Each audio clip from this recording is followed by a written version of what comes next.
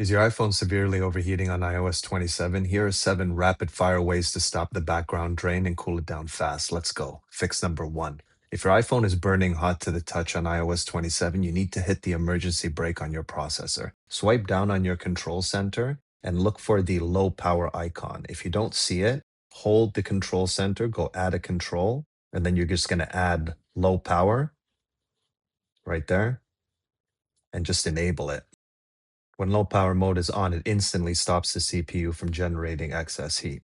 Fix number 2. If the front screen of your iPhone is getting dangerously hot on iOS 27, your display output is maxed out. Go to Settings, scroll down to Accessibility, Display and Text Size, scroll all the way down to the bottom and ensure auto brightness is turned on. This will keep the phone from overheating in bright conditions. Fix number 3. If your iPhone is getting dangerously hot while charging on iOS 27, you need to manage your charging speed. Go to Settings, Battery, Battery Health and Charging, and ensure optimized battery charging is turned on.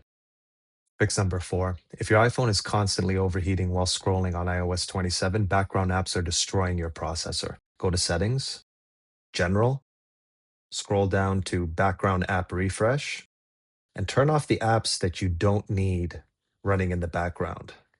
Or for the best results, you can just turn off Background App Refresh entirely. Fix number 5. If a certain app is making your iPhone overheat on iOS 27, it's probably tracking your GPS. Go to Settings, scroll down to Privacy and Security, Location Services. Make sure any of these apps that you see here that are selected to always, switch them over to while using. And for the best results, you can switch certain apps to never. Another thing you can do is go to System Services, scroll all the way down to the bottom, and turn these two off.